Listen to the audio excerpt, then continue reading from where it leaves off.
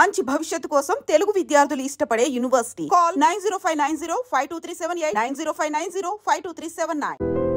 So ఇప్పుడు గణాంకాల సంగ్రహం కంప్లీట్గా గణాంకాలకు సంబంధించి స్టాటిస్టికల్ డేటా ఉంటుంది అనుకుంటే అభివృద్ధియే కాదు, దానికి సంబంధించి లెక్కలు అనేవి కంప్లీట్గా కనిపిస్తుంటాయి. అట్ ద సేమ్ టైం దానికి పెట్టినటువంటి బడ్జెట్తో పాటుగా ఒకవేళ ఉంటే అప్పులు ఇవన్నీ వివరాలు అందులోనే ఉంటాయి కదా. 100% ఉంటాయి. ఇప్పుడు ఉదాహరణ చెప్తారండి. ఇప్పుడు ఇన్ని రోజులు వీళ్ళు ఏం చేశారు, వీళ్ళు ప్రభుత్వంలోకి రాగానే ఒక ఎజెండా లాగా తీసుకున్నారు. గత ప్రభుత్వం మీద దుష్ప్రచారం చేయడం. ఫస్ట్ కాళేశ్వరం ప్రాజెక్ట్ని తీసుకున్నారు. తీసుకొని కాళేశ్వరం ప్రాజెక్ట్ కూలిపోయింది, కొట్టుకుపోయింది అని ప్రచారం చేశారు. ఇవాళ ఈ రిపోర్ట్లో చాలా స్పష్టంగా తెలంగాణలో ఇరిగేషన్ సౌకర్యాలు పెరిగి వ్యవసాయ అభివృద్ధి కనపడడానికి ముఖ్య కారణాల్లో ఒకటి కాళేశ్వరం ప్రాజెక్ట్ అని రాశారు. కాంగ్రెస్ ప్రభుత్వమే రాసింది. మరి అంటే ఇన్నాళ్ళు చెప్పింది అబద్ధం అని ప్రూవ్ అయినట్టే కదా. ఇగో అట్లాంటి నిజాలు ఈ రిపోర్ట్ బయటపెడుతుంది కాబట్టి దాన్ని దాచడానికి ట్రై చేస్తున్నారు. ఇప్పుడు ఇంతకుముందు అన్నట్టుగా కాళేశ్వరం ప్రాజెక్ట్ అనేది ఒక ఏమన్నా ఇంజనీరింగ్ వండర్ అంటాం మనం. ఒక కాంప్లెక్స్ ప్రాజెక్ట్ అది. దాంట్లో ఒక్క బరాజ్లో వచ్చిన ఒక చిన్న లోపాన్ని పట్టుకొని చాలా పెద్దగా చేసినారు వీళ్ళు. అయితే చాలామంది సామాన్య ప్రజలకు కూడా ఏంటంటే కాళేశ్వరం ప్రాజెక్ట్ యొక్క సమగ్ర స్వరూపం అంత ఈజీగా అర్థం కాదు. ఎందుకంటే ఇట్స్ ఏ కాంప్లెక్స్ ప్రాజెక్ట్. అందులో బరాజ్లు ఉంటాయి, ఒక 3 బరాజ్లు ఉంటాయి, రిజర్వాయర్లు ఉంటాయి, టన్నెల్స్ ఉంటాయి. ఇవన్నిటి సమాహారమే కాళేశ్వరం ప్రాజెక్ట్.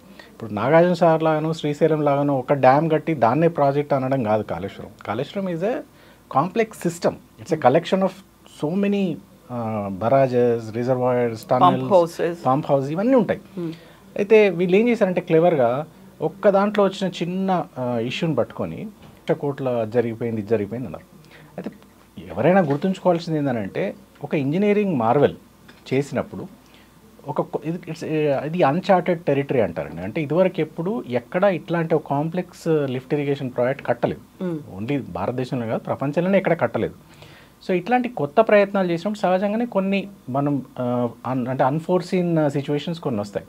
అట్లా కాళేశ్వరంలో ఒక్క బరాజ్లో ఒక చిన్న బ్లాక్ విషయంలో వచ్చిన ప్రాబ్లం అది. దాన్ని రెక్టిఫై చేసుకోవడానికి చాలా ఈజీ. అది చెప్పినా కానీ వినకుండా కాన్స్టెంట్గా వీళ్ళు దుష్ప్రచారం చేసినారు. సంవత్సరం నుంచి ఆ చిన్న రిపేర్ చేయకుండా ఆపి పెడుతున్నారు. దానివల్ల ఏమవుతుంది, వాళ్ళ తెలంగాణ మొత్తం మీకు సాగునీటికి తాగునీటికి తీవ్రమైన కొరత కనపడుతుంది. కేవలం ఆ ప్రాజెక్ట్ ఫెయిల్ అయిందని ఒక అభిప్రాయాన్ని బలపరచడానికి మాత్రమే వీళ్ళు ప్రయత్నిస్తున్నారు. ఇంకోటి, మీకు చాలాసార్లు ఈ రాకెట్ ప్రయోగాల గురించి మీరు వినుంటారు. ఇప్పుడు శ్రీహరికోట నుంచి చాలాసార్లు మన దేశం నుంచి కూడా ప్రయోగిస్తుంటాం. ఇట్లాంటి ప్రయోగాల్లో ఒక్కొక్కసారి ఆ రాకెట్లు విఫలమవుతాయి. మళ్ళీ వెంటనే అందులో ఏం లోటుపాట్లు చూసుకొని మళ్ళీ ఇంకో రాకెట్ తయారు చేసి పంచుకోండి. ఎందుకంటే ఇది చాలా హై అండ్ టెక్నాలజీస్ ఇవన్నీ కూడా. కాబట్టి దాంట్లో ఏదో అవినీతి జరిగే రాకెట్ ఫెయిల్ అవ్వదండి. మనం నేచర్తో ఇంత కాంప్లెక్స్ ఆపరేషన్స్ చేసినప్పుడు సహజంగానే మన చేతిలో మన కంట్రోల్లో లేని విషయాలు కొన్ని జరుగుతాయి. జరిగినప్పుడు ఇట్లాంటివి అవాంతరాలు వస్తాయి. వచ్చినప్పుడు దాన్ని రెక్టిఫై చేసుకొని ముందుకెళ్ళాలి. అంతేగాని కాళేశ్వరం ప్రాజెక్టులో ఒక బ్లాక్లో వచ్చిన దాన్ని పట్టుకొని ఇప్పుడు సంవత్సరంన్నర నుంచి దాన్ని రిపేర్ చేయకుండా ఉంచడం ద్వారా వీళ్ళు ఏం ప్రూవ్ చేయదలుచుకున్నారంటే అది ఒక ఫెయిల్యూర్ ప్రాజెక్ట్ అని ప్రూవ్ చేయదలుచుకున్నారు. కానీ నిజమేంటో ప్రజలకు తెలుస్తుంది. ఎందుకంటే ఇప్పుడు కాళేశ్వరంలోనే ఉన్న కాంపోనెంట్స్ పనిచేస్తున్నాయి. ఇప్పుడు మీరు రంగనాయక సాగర్ తీసుకోండి, మల్లన్న సాగర్ తీసుకోండి, ఆ కింద బస్వాపూర్ రిజర్వాయర్ దాకా నీళ్లు పోతున్నాయి. ఇప్పుడు అవన్నీ కాళేశ్వరం నీళ్ళని ప్రజలకు తెలుసు. సో వీళ్ళ కింద మేడిగడ్డలో ఉన్న ప్రాబ్లమ్ని కనుక సాల్వ్ చేసి ఉంటే ఇవాళ రాష్ట్రంలో ఇంకొక 20-30 లక్షల ఎకరాలకు నీళ్ళు వచ్చిండే సులభంగా. అవన్నీ ఇవాళ సముద్రంలోకి పోయేటట్టుగా చేసినారు. అంటే వీళ్ళు ఏంటంటే వీళ్ళు కొత్తగా ఏం చేయలేరు. గత ప్రభుత్వంలో చేసిన పనులన్నీ ఫెయిల్యూర్ అని నిరూపించడానికి ట్రై చేస్తారు. సో ఈ రిపోర్ట్ ఏం చేసిందంటే ఇప్పుడు వాళ్ళ అబద్ధాలని ఎత్తి చూపింది. అందువల్ల ఈ రిపోర్ట్ కనపడకుండా చేస్తున్నారు. ఇంకో ఎగ్జాంపుల్ చెప్తారు. వీళ్ళు చాలా కాలంగా ఇంకొక బాగా బ్యాడ్ మౌత్ చేసిన స్కీమ్ ఏంటంటే షీప్ డిస్ట్రిబ్యూషన్ అండి, గొర్రెల పంపిణీ. అంటే కేసీఆర్ గారిది ఎలా ఉంటుందంటే ఆయన అంటే ఏ సమస్యను కూడా సూపర్ఫిషియల్గా ఆలోచించారండి. ఆయన లోతుగా సమస్య యొక్క లోతుల్లోకి వెళ్ళి దాని పరిష్కార మార్గాలు కనుక్కుంటారు. సో తెలంగాణలో రూరల్ డిస్ట్రెస్ ఎప్పుడైతే తెలంగాణ స్టేట్ ఫామ్గా కాకముందుకు ఏదైతే రూరల్ ఏరియాస్లో ఒక డిస్ట్రెస్ వాతావరణం ఉండిందో దాన్ని ఎలా సాల్వ్ చేయాలి అని అన్నప్పుడు ఆయన ఫస్ట్ ఇరిగేషన్ అండ్ పవర్ మీద కాన్సన్ట్రేట్ చేశారు. అవి 2 సమస్యలు పరిష్కరించారు. సో ఇరిగేషన్ అయిపోయింది, పవర్ మంచిగా వస్తుంది. ఆయన ఏం చేశారు, గ్రామీణ ఆర్థిక వ్యవస్థ పరిపుష్టం కావాలంటే ఏం చేయాలని ఆలోచించారు. అందులో వ్యవసాయాన్ని సరిదిద్దడంతో పాటుగా వ్యవసాయ అనుబంధంగా ఇంకొన్ని ఉంటాయి. ఇప్పుడు మనకు హార్టికల్చర్ అనొచ్చు, లేదా యానిమల్ హస్బెండరీ అనొచ్చు, పశుపోషణ ఉంది. ఆయన దాన్ని తీసుకొని దాన్ని బాగా స్టడీ చేసి ఏం ఆలోచించారంటే తెలంగాణలో గొర్రెల పెంపకానికి అనువైన వాతావరణం ఉంది, దానికి అవసరమైన అన్ని వనరులు ఉన్నాయి, ఆల్రెడీ నైపుణ్యం ఉన్న గొర్రెల కాపర్లు ఉన్నారు, వారికి కనుక కొంచెం మనం ప్రభుత్వం తరఫున కొంచెం సహాయం చేసి ఇస్తే ఏమవుతుందంటే అండి, ఒకటి గ్రామీణ ఆర్థిక వ్యవస్థలో చాలా అంటే ఫైనాన్సెస్ చాలా ఇంప్రూవ్ అవుతాయి. రెండోది, మనం ఇప్పుడు ప్రస్తుతం హైదరాబాద్లో కానీ ఇతర నగరాల్లో కానీ తెలంగాణలో మటన్కి చాలా డిమాండ్ ఉంది, మీట్కి చాలా డిమాండ్ ఉంది. ఆ డిమాండ్ మీట్ అవ్వట్లేదు. సో తెలంగాణ వచ్చే నాటికి చాలా డెఫిసిట్ ఉండింది, మనం బయట నుంచి దిగుమతి చేసుకోవాల్సిన పరిస్థితి. 100 లారీల గొర్రెలు ప్రతి రోజు బయట రాష్ట్రాల నుంచి ఇక్కడికి దిగుమతి అయ్యాయి. సో కేసీఆర్ గారు ఏం ఆలోచించారంటే, ఎందుకు మన దగ్గర అన్ని వనరులు ఉండగా మనం బయట నుంచి దిగుమతి చేసుకోవాల్సిన అవసరం ఏంటి, స్థానికంగానే మన వాళ్ళకు ఉపాధి కల్పించినట్టుంటుందని ఆ గొర్రెల పంపిణీ పథకం తీసుకొచ్చారు. ఇవాళ ఆ రిపోర్ట్లో ఆ గొర్రెల పంపిణీ పథకం వల్లనే తెలంగాణలో ఆ 10 ఏళ్ల కాలంలో మీట్ యొక్క ఉత్పత్తి డబుల్ అయింది అని. అంటే అంతకుముందు 5 లక్షల టన్నులు ఉంటే ఇప్పుడు 10 లక్షల టన్నులకు పెరిగిందని. సో అంటే మీరు ఎప్పుడైనా ఏది బెంచ్ మార్క్ లాగా తీసుకోవాలంటే 2014లో ఒక నెంబర్ ఉందనుకోండి. తెలంగాణ ఆంధ్రప్రదేశ్లో కలిసింది 1956లో. సో 1956 నుంచి 2014 వరకు ఒక టైం పీరియడ్ అయితే 2014 నుంచి 23 ఎండింగ్ వరకు ఇంకో టైం పీరియడ్ లాగా తీసుకోవాలి మీరు. సో ఆ రోజు మీరు 60 ఏళ్ళు కష్టపడి 5 లక్షల టన్నులకు ఒక ఉత్పత్తిని తీసుకురాగలిగితే 10 ఏళ్ళలో మనం దాన్ని 5 లక్షలని 10 లక్షలు చేసామంటే ఎంత గొప్ప విషయం అండి అది. అంటే 60 ఏళ్లలో చేసిన పనిని మనం 10 ఏళ్లలో డబుల్ చేయగలిగాం. 60 ఏళ్ళలో జరిగిన కృషి 10 ఏళ్ళలో జరిగిందని కదా అర్థం. అట్లా మీరు ఏ గణాంకమైన తీసుకోండి, ఆ రిపోర్ట్ చెప్తున్న ఏ గణాంకమైన తీసుకోండి, జిఎస్డిపి తీసుకోండి. జిఎస్డిపి 3 రెట్లు చేయగలిగాం. 5 లక్షల కోట్లు ఉంటే 15 లక్షల కోట్లకు దాదాపుగా తీసుకొచ్చాం. అంటే మీరు 60 ఏళ్ళు కష్టపడి 5 లక్షల కోట్లకు తెలంగాణ జిఎస్డిపి వస్తే 10 ఏళ్లలో 5 లక్షల కోట్ల నుంచి 15 లక్షల కోట్లు అయిందండి, 3 రెట్లు అయింది. దేశ సగటు కంటే చాలా ఎక్కువ స్థాయిలో పెరిగింది మన జిఎస్టీ. అంటే ఇక్కడ ప్రభుత్వం పనిచేయడం వల్లనే, ఇక్కడ నాయకులు తీసుకొచ్చిన పథకాలు పనిచేయడం వల్లనే ఇదంతా జరిగింది. సో ఈ నిజాలన్నీ బయటపడుతున్నాయి. ఇప్పుడు పర్ క్యాపిటల్ ఇన్కమ్ ఉంది, మనం వచ్చిన నాటికి ఇవాళకి 3 రెట్లయింది. సో దేశంలో టాప్ ప్లేస్లో ఉంది వాళ్ళ పర్ క్యాపిటల్ ఇన్కంలో. సో ఇవన్నీ ఇండికేటర్స్ అండి, ఇవన్నీ indicators of the success of BRS government. So ఇవి ఈ రిపోర్ట్ బయట పెడుతుంది కాబట్టి వాళ్ళకి భయం, ఈ రిపోర్ట్ ద్వారా ప్రజలకు వాస్తవాలు తెలుస్తాయని భయం, అందువల్ల వీటిని దాచేస్తున్నారు. సో ఇప్పుడు వ్యవసాయ రంగానికి సంబంధించి చూసుకుంటే దేశంలో ఇంతగా ఉపాధి కల్పించిన రాష్ట్రం అనేది 1.5 కోటి మంది వ్యవసాయ రంగంతో ఉపాధి పొందుతున్నారు అంటే ఇది కేవలం వ్యవసాయ రంగమేనా, వ్యవసాయంతో పాటుగా అనుబంధంగా ఉన్నటువంటి హార్టికల్చర్ కావచ్చు, ఇప్పుడు మీరు చెప్పినటువంటి మిగతా అన్ని రంగాలు ఇందులోకి వస్తున్నాయా? అంటే ఇప్పుడు మళ్ళీ రిపోర్ట్లోకి వెళ్తే రిపోర్ట్లో చాలా స్పష్టంగా రాశారండి, వ్యవసాయ రంగంలో ఇంత అద్భుతమైన ప్రగతి సాధించడానికి కారణం 1 కాళేశ్వరం ప్రాజెక్ట్, 2 మిషన్ కాకతీయ ద్వారా చెరువుల పునరుద్ధరణ, 3 రైతు బంధు ద్వారా ఫామ్ ఇన్పుట్ ఇవ్వడం. మనం అంటే రైతు బంధు డబ్బులు ఇస్తే రైతు వాటి ద్వారా ఎరువులు విత్తనాలు అవన్నీ కొనుక్కోవడానికి వెసులుబాటు ఇవ్వడం, 4వది 24 గంటలు ఉచిత కరెంట్ ఇవ్వడం, 5వది ఒకవేళ రైతుకి ఏమన్నా నిజంగానే ఏదైనా దురదృష్టవశాత్తు మరణిస్తే రైతు బీమా ఇవ్వడం. ఇవన్నిటి సమాహారం, ఇవన్నీ చేయడం వల్లనే తెలంగాణలో వ్యవసాయ అభివృద్ధి అంత అయిందని ఆ నివేదిక స్పష్టం చేస్తుంది. ఇది కూడా విండికేషన్, మనం ఇన్ని రోజులు చెప్పిన దాన్ని ఆ రిపోర్ట్ ప్రూవ్ చేస్తుంది.